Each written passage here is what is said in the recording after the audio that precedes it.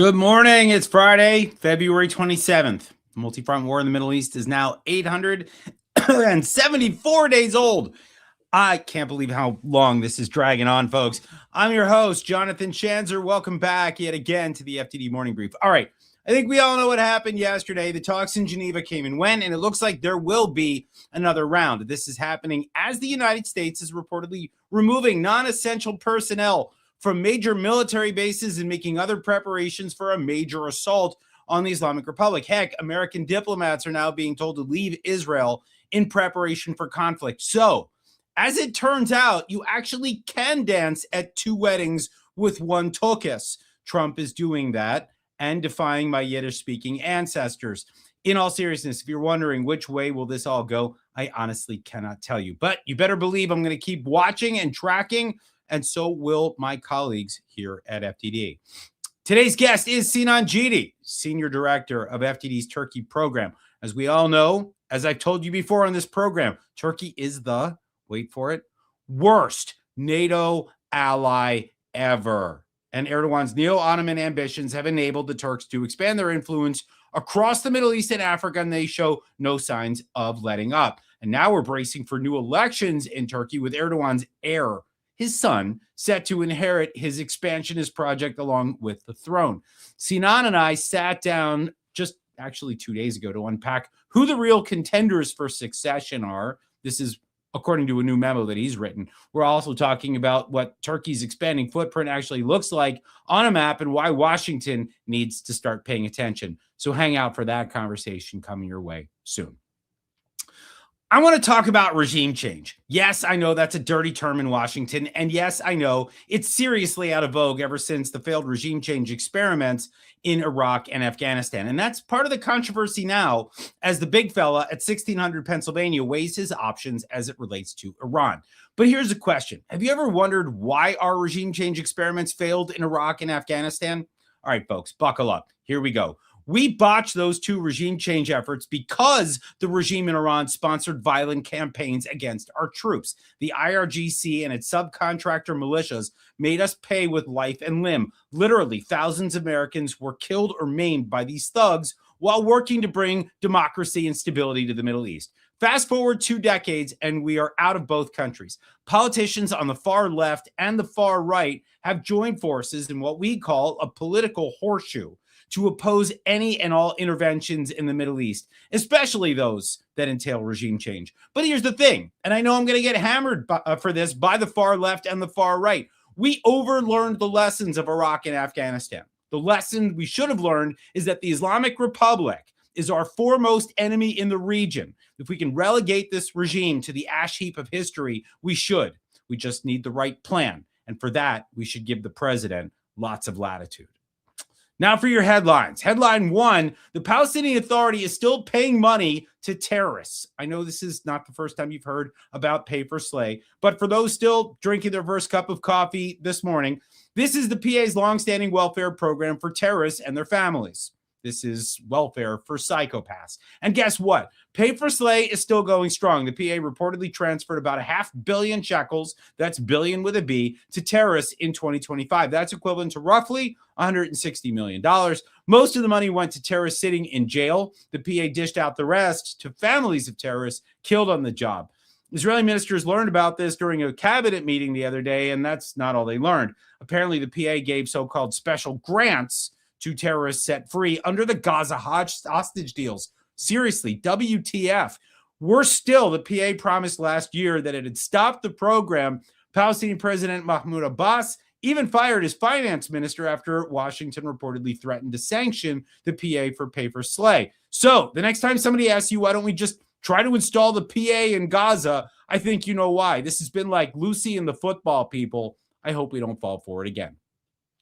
Headline 2, the Trump administration continues to heap financial pressure and other pressure on the Islamic Republic. On Wednesday, the U.S. Treasury Department slapped sanctions on individuals and entities that enable Iran's ballistic missile and weapons programs and facilitate Iranian oil sales. Treasury hit over 30 targets, including ships in Iran's shadow fleet, which helps Iran evade sanctions by transferring oil to willing customers. But wait, There's more. The Pentagon sent several F-22 Raptor fighter jets to Israel this week as tensions with Iran continue to build. F-22 Raptors are made for combat. They're the jets that escorted those B-2 bombers that hit Iran's nuclear program last year. Dare I say, decimated it. Anyway, this is the first time the U.S. has ever deployed combat aircraft to the Jewish state. It's history-making stuff, not to mention a major shot in the arm for U.S.-Israel military cooperation. Headline 3, a construction project in Gaza may be in the works. According to reports, the United Arab Emirates is funding the construction of a housing complex in Israeli-held territory, the so-called Yellow Zone in Gaza. A Palestinian construction firm will do the building. The plan is to construct a 74-acre compound with the capacity to house tens of thousands of displaced Gazans. Abu Dhabi has not confirmed the project, but it hasn't stopped diplomats from calling the thing Emirate City. There's some strategy behind the current plan, too. The thinking is that employing a Gaza-based construction company might generate support for the project among Palestinians themselves. Breaking ground has not started yet, although a delegation of contractors may have visited the site of the future compound earlier this month. And bonus headline 4, late breaking news. I woke up to it this morning. The Taliban and the Pakistanis are fighting. This is the part where I tell you that I'm old enough to remember when Pakistan was the sponsor of the Taliban when we were trying to make Afghanistan great again. So watching these two fight for me is like watching the movie Alien versus Predator. Pass the popcorn. Or maybe the Yankees versus the Red Sox. I hate them both. Anyway, as the overrated diplomat Henry Kissinger said of the Iran-Iraq War back in the 1980s, it's a pity they both can't lose. All right, it's now time to press play on that pre-recorded conversation with the brilliant Sinan Ciddi of FDD's Turkey program. Have a listen. Welcome back to the FDD Morning Brief, you repeat offender, Sinan Ciddi. Great to be back and live from your office, John. Yes, you are. All right. I would like to start today's conversation by just asking you about some recent research that you produced for us. You had a memo that came out looking at possible successors to Recep Tayyip Erdogan, the strongman, dare I say, dictator of Turkey. We've got elections, which, kind of defies the idea of a dictatorship, but they might be rigged. They might not. We've got people that are shoo-ins. We got people that are dark horses. Game it out for us. Right, and this isn't exactly a new topic, right? We're sick and tired of this guy. He's been around for 23 years, and today is his birthday. Happy not birthday to Erdogan. We don't like him. But that being said, he started a succession race going back last year. Either he's frail or he knows his mortality is coming close, or maybe he's tired. We don't know. So given that they started the debate, we thought at FDD, well, who may get to control Turkey after he finally steps down? And so the report looks at, a bunch of contenders, but it seems to be his son that he's gunning for. And we don't know what will prevail, but I agree. I think his thumb will be very hard pressed on the scale, because this is one transition he doesn't want to get wrong. Turkey has no succession of dynastic rule, but right now it seems like there is a race. We don't know when the election will be. And even if there is an election, it seems to me that Erdogan will try to ensure that his son at this point in time will get to succeed in one way or another. Okay. And if you could just game it out for us, I mean, apart from his son, and I guess probably we could throw Hakan Fidan in there, the foreign minister, former MIT chief. He looks like he's a front runner. Anybody else you see as people that have an edge in this? Yeah, we got his drone king son-in-law, Selçuk Bayraktar. This is the guy who's behind Turkey's sort of arms production, arms revolution industry. So Turkish drones, Turkish sort of unmanned aerial flight sort of things. But basically another contender. But he said he's not interested. Fidan is being pushed by other elements of Erdogan's coalition, but I don't think he has the heart to really challenge Erdogan's will at this point. He's never sort of been declarative of what he wants. So that's the sort of AKP sort of side of the ledger in terms of who might want to sort of step up to the plate. And Erdogan's desire really is his son. On the opposition side, we've got, actually people with popular backing, as in popular public support. Namely the jail's mayor of Istanbul, Ekrem İmamoğlu, who's still in jail. And he's in jail because he thought, he could challenge Erdogan for the presidency. And he was banged up before even the race is on. And this is how scared Erdogan is of losing to a person he doesn't want to run against. And so gaming this out is unclear. If there is an election and they get to sort of have the control the calendar on that, the suspicion that we have is, look, Turkey has laws, rules, blah, blah, blah. But we've seen that, Erdogan's not necessarily interested in following those because, like many other dictatorships in the region, if he does step down, he wants to be sure that he can transition and ensure power over to somebody else who's not going to jail his ass, right? Or like seek retribution. And his son may not be the sharpest tool in the box, but he is starting to build a narrative, a team, a bunch of people around him. And Erdogan has nominated a new justice minister and interior minister, allegedly to craft a political elite to support his son's transition. Okay, so it looks like the table is set. Now, I want to ask about somebody else that seems to have their thumb on the scale of what's going on in the region. And here I'm talking about Tom Barrack. This is the ambassador from the United States to Turkey, who also seems to be heavily involved in what the Turks are doing in Syria. He seems to have no problem with anything that the Erdogan regime has been doing, either domestically or abroad. How concerned are you about this guy's rhetoric and his actions and how they're impacting the dynamics of the Middle East?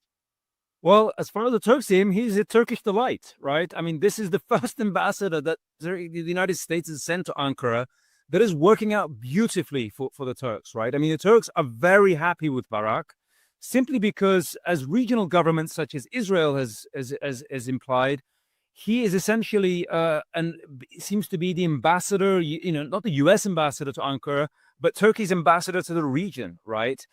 He is 100% behind the sort of U.S. withdrawal from Syria, handing over the keys of the kingdom to Syria to the Turks and the Turkish military's vast presence there. He's responsible for essentially really undermining our efforts to support and continue U.S. support for our Kurdish partners. And so he's 100% behind Turkey being brought back into the F-35 program, which it was kicked out of back in 2019. Because of Turkey's sort of strategic alliance or growing strategic alliance with the Russians and its purchase of S-400 missile systems. He doesn't seem to question any of these. And the extent that he's going forward saying, look, Turkey's a legitimate state actor. He told, American audiences, look, President Trump wants to give Erdogan legitimacy, i.e., let's give them what they want. And if you ask him why, we don't know. But what we seem to understand is he believes, he has unfettered belief in President Erdogan being able to deliver the president's agenda. We think that's a mistake, and we're not the only ones calling this out. The Israelis have a problem with it. I dare say the Greeks and the Cypriots have a problem with it. But we also know the Arab states have a problem with it, that too much leeway is being cut to Barak. Yeah, and I fully I ascribe to that point of view. And, I think we're all focused right now on, Witkoff and Jared Kushner and what they're doing in the region. And I would argue that right now we should be keeping our eye on Tom Barrack, right? Because this guy actually could be reshaping the region after, negotiations very likely fail in Iran. This is the guy that's actually reshaping what comes after. So, and I want to get to that in a minute, but first, let's talk about what Turkey's doing in Syria right now. We talked about it on this program with lots of different people, Syria experts, Turkey experts like yourself. I'm very worried about Turkish involvement in Syria. We're hearing about weapons platforms. We're hearing about advisors. We're hearing about mercenaries. Is Syria essentially a Turkish sanjak, a Turkish governorate, if you will? Is that what's happening here right now? Seems like it. Look, let's give him one headline that we're aware of. Turkey's chief of staff, the head of Turkey, the foremost general in charge of the Turkish military, said a couple of weeks ago, we are not leaving Syria. And if we do, it'll be at a moment and time of our choosing, which is basically what we've long warned against, suggesting that Turkey is a permanent occupying force inside of Syria. In numbers, we do know Turkey has somewhere between 20 to 30,000 regular troops inside of northern Syria. We also know that remnants of militias that it backed, jihadist militias that it backed during the Syrian civil war, under the banner of the so-called Syrian National Army, we still hear that they are essentially reporting to Erdogan and Turkey's sort of lead. And that's a problem. We also know that Turkey still is interested in arming and equipping and training the so-called Syrian military, which is wholly sort of made up of various jihadist elements. And the fact that the United States is now preparing to draw down its entirety of its military forces, we think that essentially Turkey will run the security apparatus, if you can call it that, of Syria's unity, right? The problem is, we know that Turks have a big beef with, for example, the Syrian Kurds under the banner of the SDF. And in the event that once the US pulls out, the Turks feeling, well, we no longer have to sort of soft pedal anything with these guys. And if they demand anything then more than what's been given to them, we can just run roughshod over northern Syria and essentially help destabilizing by starting a new war inside of northern Syria. Then we have a real problem because no one's going to be in a position to essentially tell the Turks stop, because the United States will not be present there. And if there's a war going on in Iran, nobody's going to care. Right. And then on top of that, you got the ambassador from Turkey basically just saying, do whatever you want. And that looks like it's American foreign policy. Of course, you got Donald Trump with the bromance that he has with Erdogan. He's not going to step in. So yeah, we're all watching Syria very carefully, looking at that Turkish influence. I remain very concerned, but I want to talk to you about another area that is more and more on our radar. And I mean, you probably, I think, folks watching, listening at home, have already seen that Erdogan did not like it at all in December when the Israelis recognized Somaliland. And actually what we've now looked at is the footprint that Turkey has across not just East Africa, but all of Africa. Tell us a little bit about what's going on over there, because I don't like that at all. And right. And some people may say, so what's going on inside of the Horn of Africa? I mean, why do we care? And I think we've said it before, or you've said it essentially, whereby what we see is the sort of problem hotspots in the Middle East are now starting to play out in real time in the Horn of Africa. That sort of geopolitical sort of rivalry competition to sort of become the premier power in the Middle East has now sort of migrated into a new battle space in the Horn of Africa, namely between Turkey, Israel, through these states like Somalia and Somaliland. What we do know is Turkey has a very big military and political presence inside of Somalia. They have a forward operating military base. They're training and assisting and developing the so-called Somali military. Just last week, they gave them a fleet of M60 tanks, and they're teaching them how to use them. But Turkey, in addition to that, has a spaceport there, if you can believe it, but also half a dozen African states in the Sahel, right, have Turkish defense attaché presence. But there are also private military contracting firm Sadat, which is an Islamist entity that is self-proclaimed to be interested in spreading Islamic revolution to like-minded countries in the world. It's in its website, if people are interested in this. And you may very well ask yourselves, well, to what end? And the end seems to be that Turkey is essentially involved in a grooming operation of African states with Muslim majority populations, and grooming them in this anti-Semitic, anti-Western narrative in geographic locations which none of these sentiments existed, right? And the fact that Israel has recognized Somaliland, that is now a target for the Turks, as well as like-minded countries which it is trying to groom and really establish itself another encircling area to essentially constrain and contain Israel, but also potentially Cyprus as well as Greece. Right. And this is just one of the spots that Turkey's invested heavily in. Well, no one has ever accused Erdogan of short-term planning. It's clear that he's got a vision for the projection of Turkish power into northern Africa. We know he's already, making inroads in places like Libya and maybe a little bit of Tunisia, maybe a little bit of Morocco. You can see where he's done in the North Africa part of things. But now you're watching him move south. And so we're looking at the Sahel and then deeper into Africa as well. And Sadat, you showed me a map recently of where they are. That is a scary organization. We're going to keep watching it. Let me just broaden out. Last question for you before I let you go. The broader neo-Ottoman project.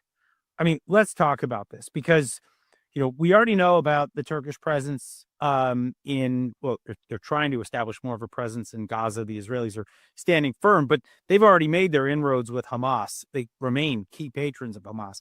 We're hearing about some of their inroads in Lebanon with Hezbollah. We know about their inroads in Syria. That is nearly a full-blown occupation. We know that they're in northern Iraq trying to combat the Kurds there. They find them to be a threat. Now we know that they have a base in Qatar. And now we see them all over Africa. And, they even have some, let's just say, some footholds in places like Germany and in Bosnia. I mean, this is a country that we were not thinking about in terms of regional ambition or global ambition. Is that what we're watching now? Is this global ambition? Or are they really thinking that this is the Turkish moment? We are watching it at FDD. And I say that unhumbly. We are watching it. And I'm sad to say that the United States and Europe has been asleep at the helm for far too long, because all these things that you're describing are not fairy tales or, false flags that we're trying to raise. These are things that are known about. Just take the Somaliland example that we just gave.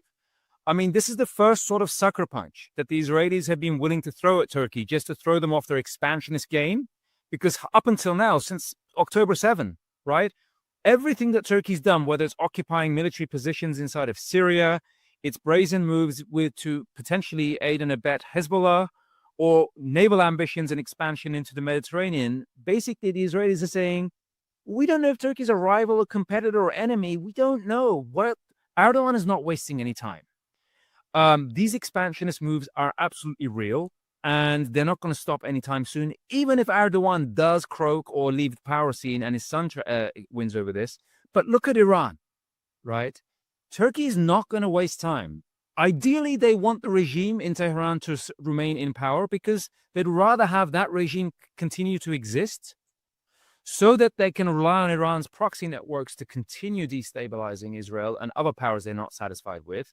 But if it falls, we're now hearing credible reports that the Turkish military is poised essentially to establish a new buffer zone inside of Iran, just like they did inside of Syria. And you can see reels of this online showing how poised the Turkish military is, ready for this.